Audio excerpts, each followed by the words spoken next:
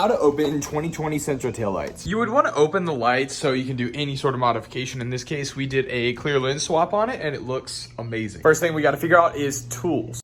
These are the tools that we use to open the light, starting with the ultrasonic cutter over here. This is going to be a blade that vibrates very fast and gets hot and is extremely thin. Now, this is a tool that's kind of expensive, but it is the one that we use on every single build that we do that we have to cut open. But if you want a cheaper alternative, you can use a Dremel. Now, this one is the one that I typically use. It's kind of mid-range, but I did get this attachment for it. This just helps a lot because this piece right here gets extremely hot when it spins, and if you have this piece doesn't actually get hot. Now, the bit that we use is the diamond bit because it's the thinnest one that they make, and the goal is to have as little of a cut as possible so that the end result is a lot cleaner. Next up, we have screwdrivers. So we use a mix of pocket screwdriver because it's extremely thin, and then just a bigger flathead screwdriver. The pocket screwdriver is going to be the main thing. It's thin enough to get in between that cut and twist so you can pop the plastic loose. These three things are going to be used to seal out the light. So we'll set the lens in place using some tape.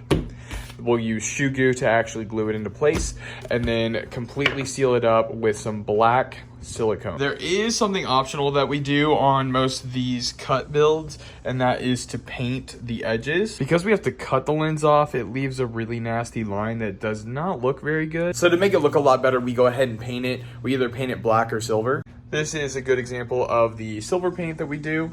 And the Sentra ones have the black. Since we left the inner housing black, we wanted everything to match. Totally optional, but in my opinion, it looks a lot better, so that's what we do for our customers. Two more optional things are cling wrap and foam.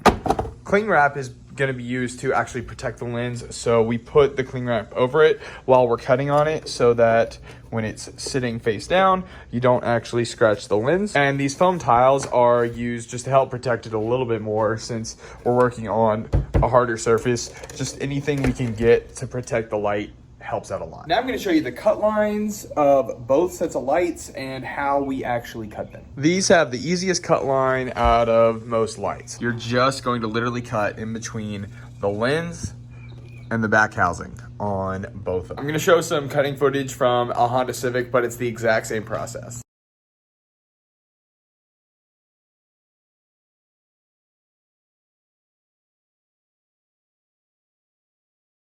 I also wanted to cut in a shot of us cutting open a set of lights using a Dremel. Just like the ultrasonic cutter, using the Dremel, you're just cutting in between the lens and the actual back housing. Once you have the lights open, then you can start doing your modifications. In this case, the customer wanted something completely clear using the OEM inner housing, which is what we were able to accomplish. If you're looking to do the OEM swap, it's pretty simple. Fitment on the lens is a little funky. The clear lens on the OEM housing. On the OEM ones, there is more of a gap right in here.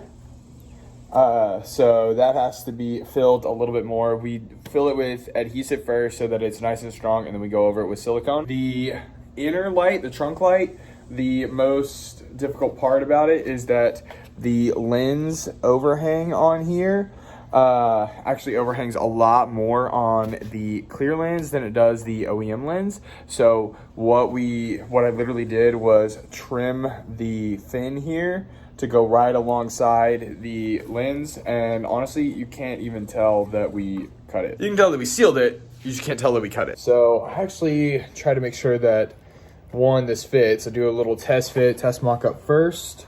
Everything looks okay.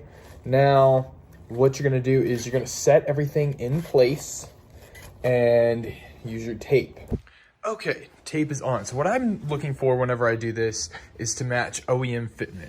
So the main thing I'm focusing on here is this inside line, because if this isn't exactly like OEM, then it's going to look really weird sitting next to the other taillight, because these are set.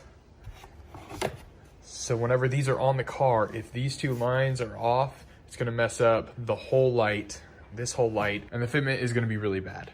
Now it's time to add your shoe goo or goop, and you're gonna put it right inside the crack, in between the housing and the lens. I like to do 3 or 4 spots on this one. 3 is gonna be plenty. On this big one, 4 is definitely gonna be recommended. Okay, you don't have to do this next thing if you don't want to. They're your lights, you do you. But I like to clean this up. That doesn't look professional at all. So I'm gonna go ahead and clean this up, make it look completely flush so that it looks like it's supposed to be there. Pro tip, spray glass cleaner on your fingers whenever you go to wipe your silicone or your adhesive. It helps it not stick to your fingers. Yeah, that looks much better. Time to do the same to these.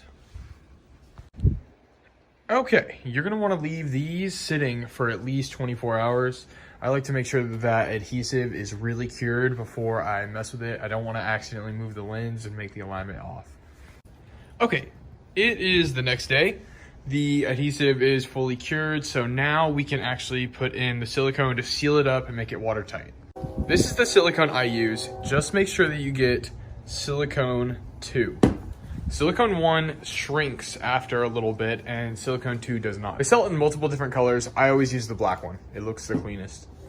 Before adding the silicone, I like to inspect the lens and make sure that there is no dust or debris inside because we still have these cracks. So we can actually use our compressed air and clean it out before we seal it up.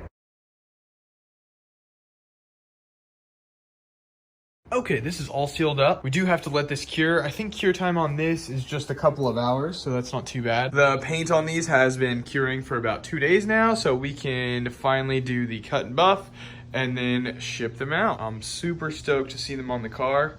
This is definitely a very unique set of lights that we built here.